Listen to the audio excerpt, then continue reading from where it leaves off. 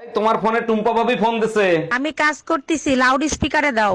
ভাবি আমার বেডরুমের লাইটটা কেটে গেছে, আমি তো অন্ধকার ভয় পাই, ভাইরে যদি একটু পাঠায় দিতেন। অবশ্যই পাঠাই দিতাম, ও তো বাজারে গেছে ভাবি। এই গরমে বাজার করা যায় তাই তাড়াতাড়ি চলে আসলাম। কি রে দোস্ত, তোর নাকি বুকে ব্যথা উঠছিল? আর বলিস না, বুকে প্রচন্ড ব্যথা হচ্ছিল। তা ডাক্তারের কাছে গেছিলি? হ্যাঁ রে দোস্ত, এইমাত্র ডাক্তার দেখায় আসলাম। তা ডাক্তার দেখে কি বললো? ডাক্তার দেখেই তো অজ্ঞান হয়ে গেছে। শালি কামডা করলো কি, একবারে গুড়া দিয়ে কেটে ফেলাইছে। এইবার যদি শিক্ষা হয় তোমাদের, আর যাবা ফাউ খাইতে? ডাক্তার এখন অনেক আধুনিক হয়ে গেছে, জোড়া দিলে 3 মাসের ভিতর ঠিক হয়ে যাবে। জোড়া দিলে ঠিক হইতে পারে, কিন্তু আগের মতো আর কথা বলবে না। দুলাভাই আসছেন? আপাতত এইমাত্র মার্কেটে গেছে। আজকে আমি আর আপনি বাসায় একা। বলো কি ছোট কিন্নি, তাই নাকি? তাইলে তুমি এক কাজ করো, তাড়াতাড়ি গোসল করে আসো। আরে দুলাভাই, আগেই গোসল করব কেন? কিছু একটা করেন, তারপর গোসল করি। গোসল করে খাইতে আসো। তোমার বাপ মায় বিয়ের সময় আমার এপ্রিল ফুল বানাইছে। এই মায়া, এখান থেকে বের হয়ে আসো। এ স্বামী না, স্বামীর তো নাম ধরে ডাকা যাইবে না। দাদা শ্বশুরে বলছে স্বামীর নাম ধরে ডাকলে হেলে বলে অমঙ্গল হয়।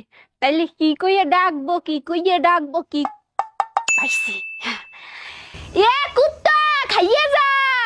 এর আগে 3টা বিয়ে করছো, তারপর আমারই বিয়ে করছো, তারপরও নিজের নির্দোষ দাবি করো। না, আমি নির্দোষ দাবি করতেছি না।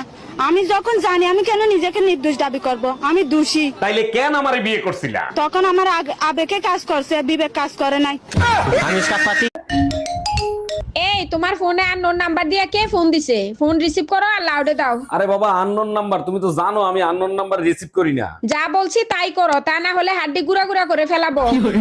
হ্যালো, আমার বউ পাশে বসা, ফোন লাউডে দে। আপনি আননোন নাম্বারে ফোন দিছেন কেন? সরি স্যার, রং নাম্বার, ভুল করে দিয়ে ফেলছি।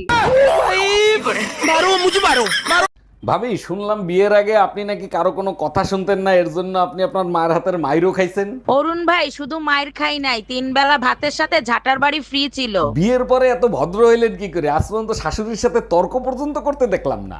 ভদ্র কি আর সাধে হইছি? বিয়ের পর যখন জানতে পারছি সব সম্পত্তি শাশুড়ির নামে।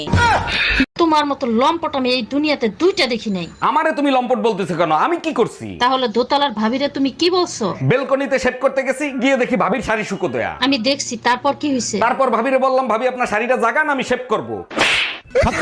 এই আজকে সকালে টুম্পা ভাবি তোমাকে থাপ্পড় মারছে কেন? কি করছো? টুম্পা ভাবি একটা টি শার্ট পরছিল, আমি বললাম ভাবি টি শার্টে আপনাকে অনেক সুন্দর লাগে। এর জন্য তো তোমাকে থাপ্পড় মারতে পারে না। সত্যি করে বলো, কি করছো? টি শার্টে ইংলিশে কি জানি লেখা ছিল, তুমি তো জানো ইংলিশে আমি দুর্বল, ওইটা পড়তে গিয়েই